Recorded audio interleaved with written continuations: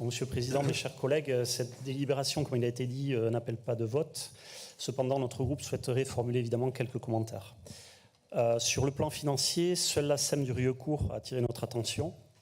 Pour rappel, cette SEM détient le Center Park de Lot-et-Garonne et a bénéficié d'un financement très important de la part de la région, ainsi que des différentes collectivités locales partenaires. Depuis la mise en exploitation du parc en 2022, nous observons que les résultats financiers de la SEM sont mauvais.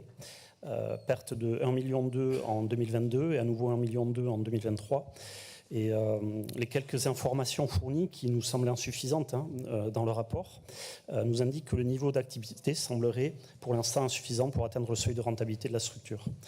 Il nous apparaît donc nécessaire d'être vigilant quant à l'évolution de cette activité, d'autant que le niveau de trésorerie n'est pas exceptionnel et que la région est caution sur le crédit principal à hauteur de 9 250 000 €. Par ailleurs, sur le plan stratégique, nous avons des questionnements à propos de plusieurs structures pour lesquelles nous avons déjà exprimé des réserves.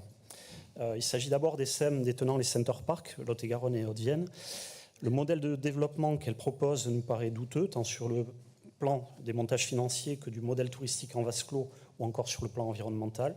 Et nous regrettons les choix faits par le passé par la région au bénéfice de ces projets. Nous renouvelons également nos réserves quant au soutien accordé au projet de méga-bassine par la compagnie d'aménagement des coteaux de Gascogne, aujourd'hui renommée Rives et Eaux du Sud-Ouest. Nous rappelons que nous souhaitons vivement une inflexion de sa politique en la matière et une meilleure adaptation des cultures au changement climatique.